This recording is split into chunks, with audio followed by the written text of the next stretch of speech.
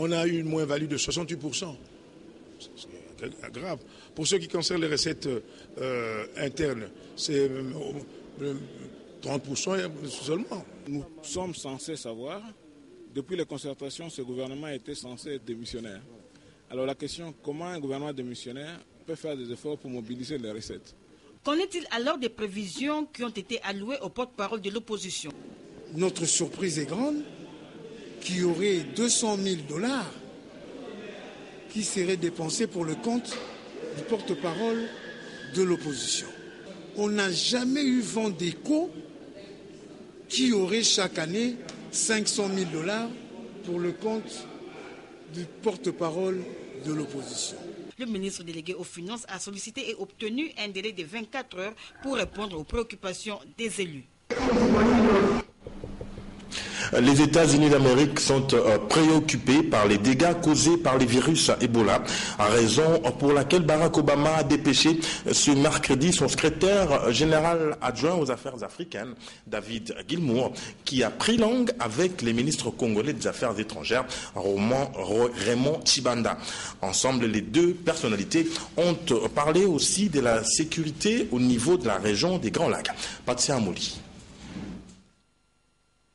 Démocratique du Congo, le secrétaire d'État adjoint aux affaires africaines au département d'État américain a exprimé au ministre des Affaires étrangères Raymond Tshibanda jeudi 2 octobre la préoccupation du pays de Barack Obama sur la question de la lutte contre le virus à Ebola. C'est la deuxième fois que je visite le pays et c'était un grand plaisir de rencontrer son Excellence le ministre et on a parlé des sujets d'intérêt commun comme la sécurité de la région et toute la collaboration entre les États-Unis et la RDC. L'Ebola, c'est une préoccupation très importante pour les États-Unis. Et comme le président Obama a dit, c'est un problème pour tous les pays du monde. Et on doit travailler ensemble pour résoudre le problème, pour limiter la maladie. Et soigner les patients et renforcer les systèmes de santé dans tous les pays. S'agissant du désarmement volontaire des FDLR, David Gilmour a fait savoir que cette question est importante et qu'il y a nécessité de parvenir à la régler. Oui, le sujet de l'FDLR c'est très important et c'est important qu'il y ait une résolution de ce problème, c'est sûr. L'hôte du ministre Tshibanda était accompagné de James Swan, ambassadeur des États-Unis d'Amérique en RDC. Un rebondissement dans l'affaire Mamadou Ndala, le chauffeur du général Defin, a rendu l'âme ce jeudi à Beni, au nord Kivu. Le sergent Arsène Ndongala était le premier témoin à comparaître lors de l'ouverture ce mercredi 1er octobre du procès sur les décès brutal du général de FARDC Mamadou. Notre correspondant à Goma, Pascal Moulegua, est joint ici par John Gomba. Après l'annonce de sa mort intervenue ce jeudi matin à l'hôpital Santé Pris de Beni, la société civile du Nord Kivu, très préoccupée, exige une autopsie sur le corps du défunt sergent Arsène Ndongala, chauffeur du fait général Mamadou Moustapha Ndala, pour une nette conviction sur la thèse avancée officiellement. Maître Omar Kavota, vice-président et porte-parole des forces vives de la province du Nord Kivu, affirme cependant que le chauffeur décédé était l'élément clé informationnel sur ce dossier. Très inquiète, la société civile du Nord Kivu exige de même décret la garantie de la sécurité pour d'autres prévenus et témoins dans ce procès. Goma, Pascal Moulegua, Antenne A. Le réseau d'organisation de droits humains et d'éducation civique d'inspiration chrétienne a organisé une journée d'échange pour les femmes sur la participation de celles-ci au processus de la décentralisation et aux élections locales, municipales et urbaines. Objectif visé, contribuer à la participation de la femme dans les instances de prise de décision. Nadia Koulenfouka et Damien Mangou. Promouvoir la participation de la femme congolaise au processus électoral en République démocratique du Congo, tel est le souci du réseau d'organisation de droits humains et d'éducation civique d'inspiration chrétienne. Cette structure a organisé une journée avec les femmes pour les sensibiliser sur leur participation aux élections urbaines, municipales et locales. Nous voulons booster les ambitions des femmes au niveau de nos bases à s'impliquer à la question politique. Ces femmes qui ont suivi religieusement ces enseignements affûtent déjà leurs armes pour affronter ces scrutins à venir. Je suis capable de devenir bourgmestre parce que je connais l'entité territoriale. Soucieux de voir la femme congolaise accéder à la gestion de la chose publique, les orateurs ont voulu réveiller les capacités enfouies de maman congolaise pour que celle-ci arrive à se décomplexer face aux hommes et à prendre leurs responsabilités en main pour un Congo développé. Un communiqué de l'Union nationale de la presse du Congo, nous découvrons ensemble la commission de discipline et d'éthique professionnelle de l'Union nationale de la presse du Congo, tribunal de pairs de journalistes œuvrant en RDC, informe le public en général et les professionnels des médias en particulier qu'après avoir instruit contradictoirement le plainte lui adressée par Madame Carole Aguito Amela, ADG AI de la SONAS, et la SONAS contre la journaliste Barbara Yakonzoli Nzimbi de Congo Web TV. Elle suspend cette dernière d'exercice du métier journalistique pour une durée de 3 mois, soit du 30 septembre au 30 décembre 2014. Cette sanction lui est infligée pour diffamation et diffusion de faits non vérifiés et sans preuve contre l'administrateur délégué général AI de la SONAS, en sigle, et la Société nationale d'assurance en sigle SONAS, en violation des articles 2, 3, 5, 8, 9, 10, 13 et 36 du Code des déontologies au cours de son émission intitulée Regard sur, présentée en date du 8 août 2014 d'une part et d'autre part pour avoir par sa négligence professionnelle manqué d'apporter un démenti sur les réseaux Facebook à l'effet d'établir son innocence aux mêmes imputations lui attribuées au préjudice des précités. La commission invite par ailleurs les directeurs des informations des Congo Web TV à adhérer à la présente décision pour faire valoir son application. De même que le tribunal de pairs tient au strict respect de la présente décision par toute la profession en vue de faciliter l'avènement de la dépénalisation des délits de presse. Affaire Kinshasa, le 30 septembre 2014, c'est communiqué signé par le président du tribunal de pairs, Walter Mukendi, et le secrétaire rapporteur Jackie Moulanga Tchela. Les comités d'élèves ont été installés ce jeudi 2 octobre à l'Institut technique industriel et professionnel Bumbu et à l'école d'excellence de Kinshasa en présence du directeur provincial de l'EPSP Kin Ouest. Cette installation intervient au lendemain des élections organisées hier mercredi au sein de ces 2 établissements scolaires. Reportage Patricia Molengombo-Lekuni et Précieux Mangonsoy.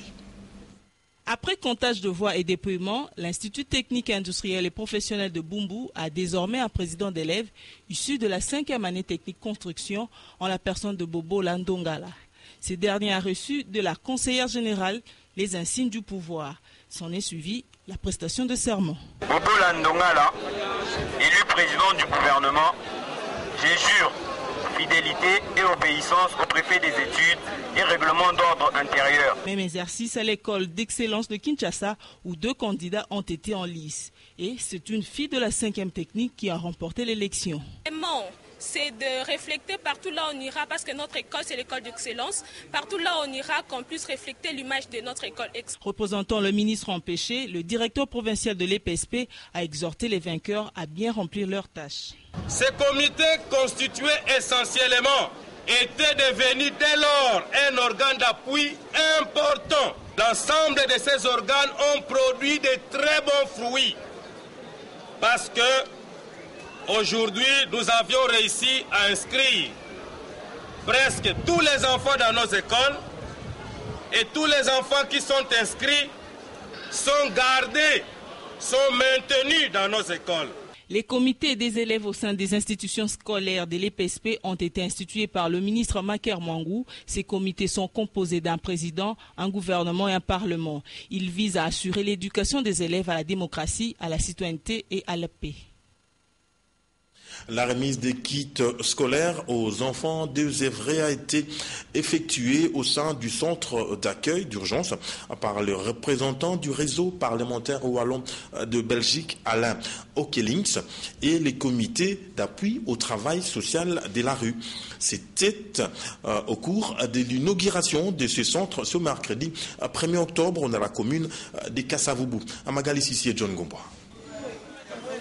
Heureux ceux qui s'intéressent aux enfants abandonnés car ils n'œuvrent pas en vain. Le réseau parlementaire wallon de Belgique peut s'estimer heureux d'avoir opté pour le soutien des enfants désœuvrés pris en charge par le comité d'appui au travail sur l'île de la rue Katesser dans la commune de Kasavubu. En séjour à Kinshasa, le représentant de ces réseaux a remis des kits et frais scolaires aux 10 comités afin de soutenir les études des enfants pris en charge par le 10 comité, enfants du reste venus des différentes provinces du pays. Je pense que le financement qu'on apporte avec la Fédération Wallonie-Bruxelles est important, donc c'est de l'argent qui est bien placé et comme je l'ai dit au coordinateur, je plaiderai évidemment pour qu'on puisse maintenir ce financement et pourquoi pas, même si la situation n'est pas simple, l'amplifier. Le parlementaire belge a profité de son passage au centre d'accueil d'urgence pour inaugurer son nouveau bâtiment qui devra abriter le projet Likemo Entendez Libota Kelasi Mossala. Ce centre qui consiste à accueillir les jeunes au courant de la journée pour leur accorder les services d'urgence. C'est quoi les services d'urgence? Un repos. Un enfant peut se laver, l'enfant peut manger, il peut dormir pour avoir un repos.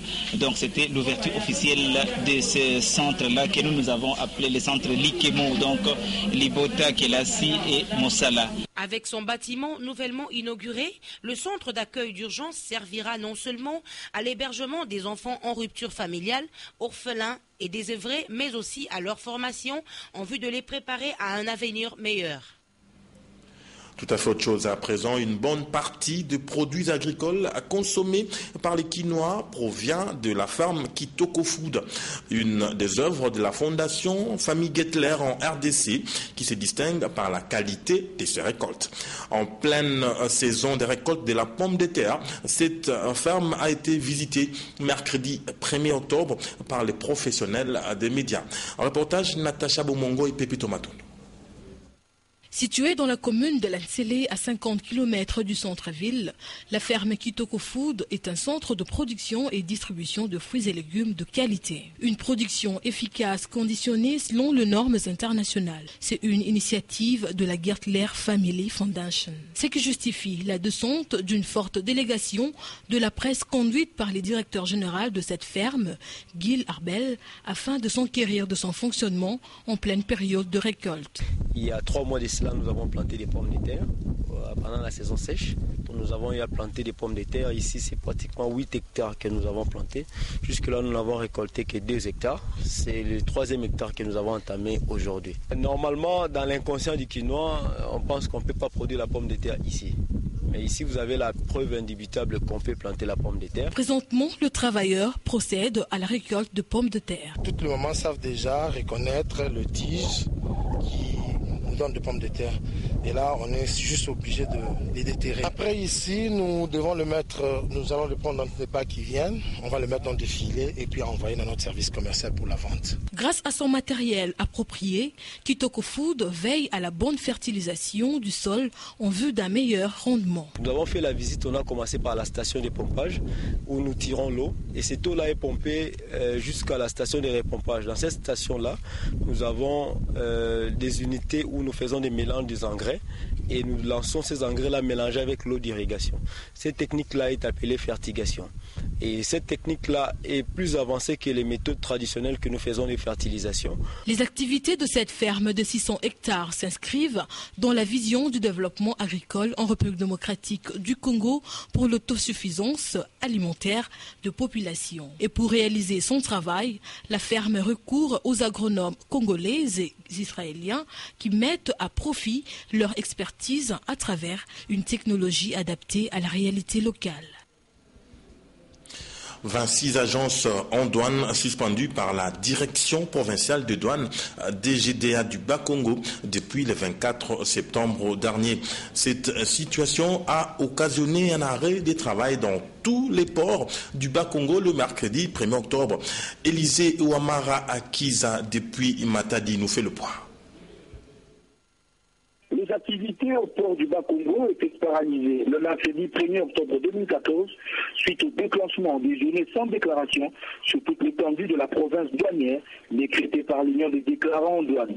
Et pour cause, la mesure portant suspension de 26 agents centrales par la direction provinciale de la Direction générale des douanes et assises. Cette décision est venue asphyxier les activités économiques du Bas-Congo avec déjà la grève des transporteurs routiers de véhicules poids lourds. Pour les déclarants en douane, cette suspension était illégale et que la DGDA Bas-Congo reste le seul responsable des erreurs de liquidation, de prise en compte ou de perception commises par elle au détriment du trésor ou de tiers, tel que le stipule l'article 316 du Code des douanes. C'est dans la soirée du mercredi 1er octobre que la DGDA Bas-Congo a levé la mesure de suspension de ses agences en douane après avoir pris en compte les nouvelles informations à sa disposition et aussi permettre à la Direction générale de diligenter un audit informatique afin de déterminer les responsabilités des uns et des autres. Ici de signaler qu'une délégation du ministère des Finances du gouvernement central est en route à temps appris pour plus de clarté et transparence dans cette affaire. Depuis Matadi, dans le Bas-Congo, Élisée Ouamara Akiza pour Antenne A. En sport, la finale de la 18e Champions League de la CAF opposera l'ASV Club de la RDC à l'entente sétifienne d'Algérie. C'est un secret de Polichinelle. L'autre club congolais qui avait atteint l'état de demi-finale, c'est tout puissant Mazembe. Il a été tout simplement débarqué. Les présidents sponsors de ce club de Lubumbashi, Moïse Katumbi Chapwe, sort de son silence et dit un mot sur son club et surtout, il appelle à l'union sacrée autour de l'ASV Club pour que ces titres puissent rester congolais. Ces propos sont recueillis par Patrick Borel Mukendi et Gomolopo. Mazembe, c'est une très grande équipe. Chaque année, nous jouons la Coupe d'Afrique. Nous sommes habitués. Mais nous ne pouvons pas gagner tous les jours. Et je voudrais aussi féliciter le chef de l'État parce que pour que le sport avance, il faut mettre beaucoup de moyens. Nous avons perdu un match de la Coupe d'Afrique en demi-finale. C'est une jeune équipe de Mazembe que nous avons et je ne condamne pas mon entraîneur, ce n'est pas pour un match de football. Faites le bilan. Le match que Mazembe a livré contre les grandes équipes du Congo, faites le bilan, c'est là où vous pouvez juger l'entraîneur. Mais ces jours-là, nous tous, nous devons être avec les biens. C'est la fierté de la République démocratique du Congo. Et il faudrait dans la vie savoir féliciter les gens qui ont fait un bon travail. Ils doivent être très attentifs et ils doivent travailler durement parce que la finale, la phase aller va se jouer à Kinshasa et le match se joue à l'aller. Si Mazembe a perdu, c'est parce que nous avions perdu le match à l'aller. Le match retour, c'est des formalités. C'est de formalités. J'espère que Québec Club fera un bon résultat ici et aller là-bas pour revenir avec la coupe. Voilà, parlons petite balle jaune à présent. La capitale du Congo va abriter, je parle là du Congo-Brazzaville, va abriter du 10 au 16 octobre 2014 la Coupe d'Afrique des Nations du tennis. Les Léopards RDC seront bel et bien présents. Où est-ce qu'ils en sont avec leur préparation? Je veux plutôt cette interview du secrétaire général de la FECODELAT, Fédération Congolaise de Lawn Tennis, M. Georges Kochi. Il est au micro de Patrick Borel Mukendi Rigomolopo. Les équipes engagées dans la Coupe d'Afrique des Nations de tennis Congo 2014, le jour sont à compter au bout des doigts. Présentement, les ambassadeurs de la RDC se préparent pour aborder cette compétition de la petite balle jaune. Le secrétaire général de la FECODELAT répond. Les rassemblements des troupes, notamment au niveau de l'entraîneur et ses adjoints et au niveau des joueurs, pour commencer déjà les préparations, de manière à ce qu'on fasse bonne figure et à la CAN 4 2014 qui se déroulera au Congo, au Brazzaville. La cagnotte pour ce circuit Prize Money de Brazzaville est de $22 500. Essayer de dégager les moyens non seulement matériels et les moyens financiers de manière à ce qu'on puisse donner notre cahier de charges au niveau du gouvernement pour notre participation à la CAN 2014. Aux athlètes de la RDC, version féminine et masculine, de se préparer en conséquence pour éviter de faire piètre figure. Sport toujours, parlons de ce tournoi justice loisirs organisé chaque année par la LISPED. Pour cette année, ce tournoi a déjà atteint l'étape des demi-finales, comme le confirme si bien ce reportage de Ndaïla Mbotier Gomolopo. La 8e édition du tournoi de football Justice Loisirs qu'organise la Ligue sportive pour éducation et développement, l'ISPED, se poursuit sans désemparer. Un match de recadrement vécu avec succès le samedi dernier. Le procès équitable du baron Bandaka des Noirs et Blancs vêtus a tenu en échec le football club Indubio Pored, Baro Bandundu sous la marque des 2-1. La leçon de cette rencontre est tirée par les joueurs. Le tournoi se déroule très bien. Jusque-là, il y a le fair play. Et surtout que c'est pendant les vacances judiciaires, nous nous exerçons dans les loisirs et pratiquement dans le football. C'était sur la 3e place, mais cette fois-ci, nous sommes dans cette situation parce que ce sont les circonstances de football. On voudrait bien que ce soit vraiment une affaire de loisirs pour les avocats, les magistrats, inspecteurs, donc ceux qui sont réellement dans ces métiers-là. Le comité d'organisation piloté par M. Alain Makengo prévoit des rencontres suivantes. FC MAP Fox, Baro de Mbandaka et Baro de Matete qui sera opposé au parquet général de la République. C'est vendredi 3 octobre 2014 au stade Vélodrome et les demi-finales le 4 octobre prochain au stade Tata Raphaël de la Quetzul. Vous avez peut-être loupé votre kiosque à journaux ce matin, pas la peine de vous plaindre. On va vous permettre de vous rattraper avec cette revue de presse. Sélection, commentaire, Sylvie Fortuné-Mboula.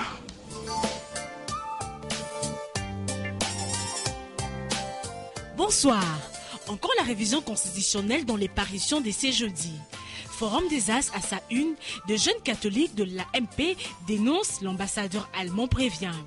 Le collectif de jeunes de la majorité présidentielle ont dans un mémo déposé hier à l'annonciature apostolique pour dénoncer tout haut la violation par la SENCO du principe sacro-saint de la laïcité tel que formulé au tout premier article de la Constitution. Ces chrétiens jugent dangereuse pour les saluts de leurs âmes la tendance à la politisation permanente et outrance de leur lieu de culte, de la chaire apostolique et de leurs conducteurs spirituels qui ont, selon eux, failli à leur vocation ecclésiastique. Entre-temps, le portail était fermé à l'annonciature, mentionne le phare. Pour le quotidien, cette démarche gauche sinon naïve, initiative quelque peu maladroite et mal orientée, le projet qu'une certaine jeunesse qui se réclame des fidèles catholiques, mais apparemment manipulée, n'a pas récolté les dividendes politiques attendus ni suscité les remous que ces initiateurs comptaient provoquer au sein de l'Église catholique et l'opinion publique. Désormais, rajoute la prospérité, on commence à se faire une idée là-dessus. On est dans une véritable joute oratoire. Il y a peu, le ministre des Médias et porte-parole du gouvernement s'était illustré par une virulente réplique au message de la SENCO. Jusqu'où le protagoniste sont-ils prêts à aller dans ce qui apparaît comme une confrontation directe? L'actualité, c'est aussi le mystère sur la présence de forces burundaises à Kiliba. La référence plus note que la MONUSCO ainsi que le gouvernement burundais et RD congolais demandent toujours officiellement la présence d'hommes en armes et en uniforme militaire burundais dans l'est de la République démocratique du Congo. Y a-t-il ou non de militaires burundais basés dans le sud Kivu? La société civile et les populations sur place répondent que oui. Le gouvernement RD congolais dément catégoriquement. Newman Watch Rouge met à nu les déficiences du processus DDR, rapporte Dépêche de Brazzaville. Une centaine d'anciens combattants issus des différents groupes armés et ont volontairement accepté de se rendre sont depuis septembre 2013 cantonnés dans des centres de regroupement en attente de leur éventuel transfert aux fins de leur réinsertion dans la vie civile. Encadrés par les processus DDR, ces ex-combattants éparpillés entre Kamina au Katanga, Kitona dans le Bas-Congo et Kotakoli dans la province de l'Équateur, mèneraient une vie d'enfer, en quoi l'ONG internationale qui dénonce la violation de droits humanitaires internationaux. C'est tout pour ce soir. Merci de nous avoir suivis et bonne soirée chez vous.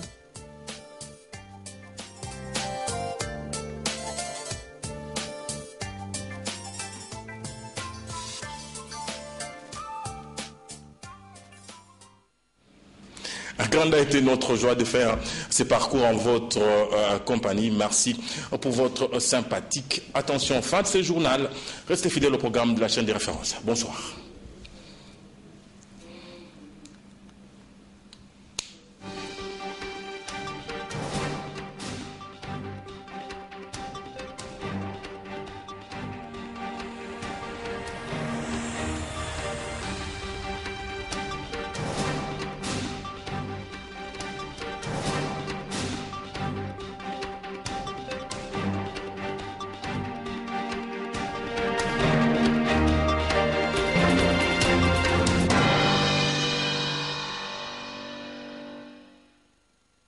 Ce programme vous a été offert par